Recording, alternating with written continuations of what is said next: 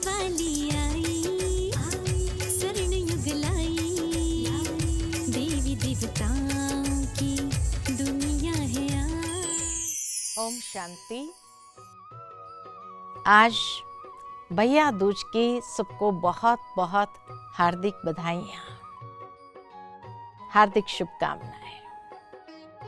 दीपावली का ये त्योहार जब आता है तो धनतेरस से आरंभ होकर के भैया दूज तक अनेक सूक्ष्म संदेशों के साथ हम सभी को जीवन में एक नए मोड़ के लिए, एक नई दिशा के लिए प्रेरणा देता है। संसार के अंदर भाइयों के विशेष दो त्योहार होते हैं, एक भैया दूज और दूसरा रक्षाबंधन। ये दो विशेष दिन है भाइयों का दिन, और उसके पीछे एक बहुत सुंदर कथा है। कहा जाता है कि यमराज को अपनी बहन यमुना से मिलने का दिल किया। वो जैसे ही जाता है, अपनी बहन को जब देखता है तो बड़ा खुशी से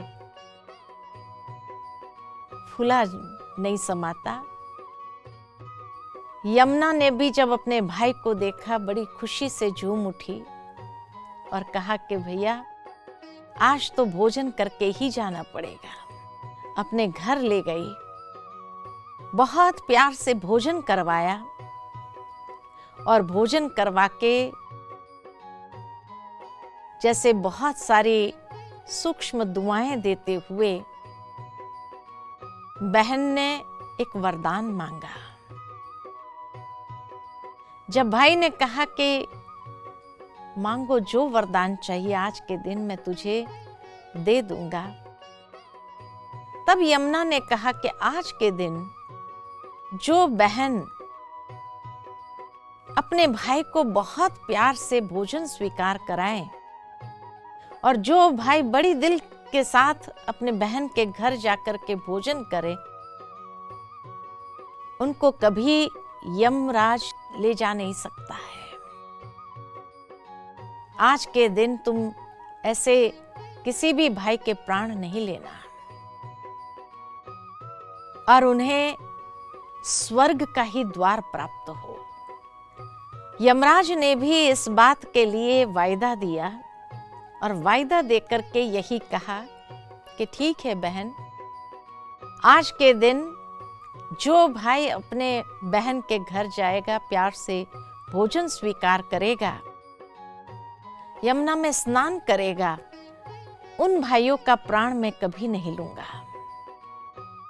और अगर वो जाते भी है तो उन्हें नरक का द्वार नहीं देखना पड़ेगा, वो स्वर्ग लोक में ही सीधा जाएंगे।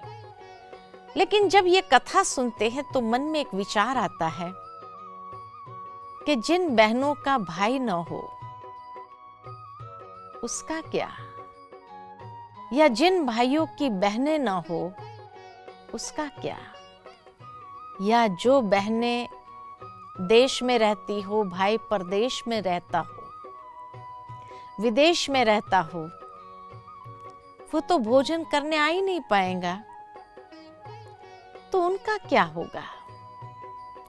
वास्तव में देखा जाता है तो परमात्मा जब इस संसार में आते हैं तो हम सब आत्माएं उसकी संतान होने के नाते भाई भाई है, एक ही पिता के संतान है।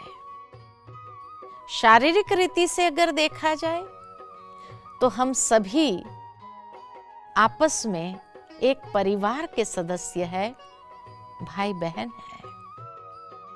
भावार्थ ये कि यमराज जब अपनी बहन यमुना के पास जाता है और बहुत प्यार से भोजन स्वीकार करता है, भावार्थ यही है कि जहां भाई हर बहन को, समाज की हर नारी को, हर कन्या को अपनी बहन के रूप में स्वीकार करे, ऐसी पवित्र दृष्टि अपनाए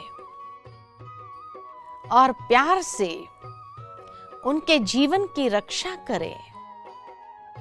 ऐसे भाई जब बहन के पास भोजन भी करते हैं तो ये गम ही नहीं रहता कि हमारी कोई बहन नहीं है, जहां वो हर कन्या को अपनी बहन के रूप में ही स्वीकार कर ले और इस तरह से एक वसुधैव कुटुंबकम की भावना को जागृत करे। कहा जाता है कि इस दिन पर विशेष बहनें भाई को टीका देती है, अर्थात ये टीका कोई स्थूल टीके की बात नहीं है, आत्मिक स्वरूप का टीका देती है कि हे भाई, तुम ये देह नहीं हो, लेकिन इस देह के अंदर एक बहुत सुंदर आत्मा हो, बहुत ऊंचा भाव है। आत्मिक स्वरूप का टीका देना अर्थात आत्मिक जागृति ले आना कि तू भी आत्मा है, मैं भी एक आत्मा हूं, हम दोनों एक परमात्मा की संतान हैं। साथ ही साथ प्यार से भोजन स्वीकार कराना। भोजन वास्तव में है ज्ञान का भोजन, ज्ञान अमृत है और इसीलिए ज्ञान का भोजन जब स्वीकार करती है आत्मा, तब वो अमरत्व का वरदान प्राप्त करती है। तो इसीलिए ये ज्ञान का नवेद स्वीकार करे और उसके बाद हर भाई मन के अंदर ये दृढ़ संकल्प ले कि समाज की हर कन्या, हर नारी बहन स्वरूप है और उस बहन की इज्जत की रक्षा करना हमारा कर्तव्य है। इस तरह के दृढ़ संकल्प में प्रतिबद्ध होता है,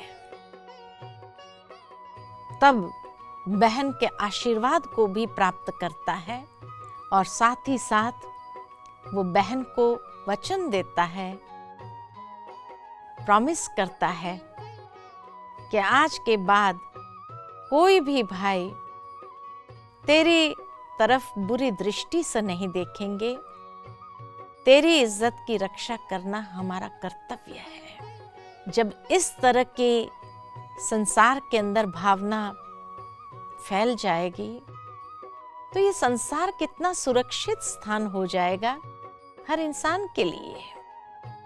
कितना प्यार से हम इस संसार के अंदर जी सकेंगे, निर्भय होकर के जी सकेंगे और मर्यादा पूर्ण रहते हुए हर बहन भी इस प्रतिज्ञा को स्वीकार करे कि हम अपने जीवन के अंदर मर्यादाओं का कभी उल्लंघन नहीं करेंगे।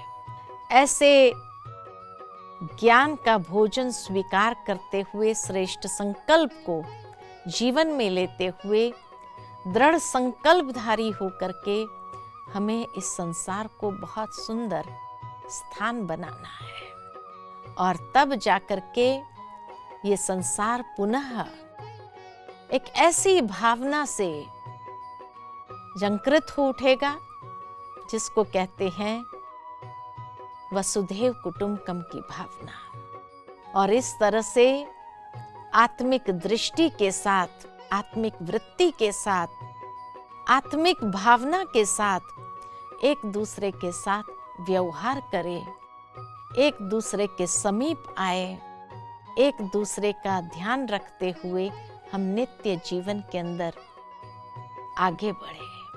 तभी हमारी ये सृष्टि, हमारी इस दुनिया के अंदर निर्भयता पनपने लगेगी और सुंदर पवित्र भावनाओं से सिंचन होगा। मधुरता का व्यवहार हर कोई करने लगेगा तो स्वर्ग ही तो वो सृष्टि हो जाएगी। आइए हम सब मिल करके ऐसी स्वर्गीय दुनिया की पुनः स्थापना इस संसार के अंदर करते हैं। ये जागरण सदा हम करें। इस दिन पर जैसे कहा जाता, नए वस्त्र को धारण करना स्थूल वस्त्र की बात नहीं है, लेकिन आत्मा नए चोले को धारण करते हुए हमेशा उस भावना को इस संसार में प्रवाहित होने देते हैं। तो इस तरह भैया दूज का ये बहुत सुंदर त्योहार हम सभी मिलकर के मनाएं और सुंदर भावनाओं के साथ हमेशा आगे बढ़ते जाएं। ओम शांति।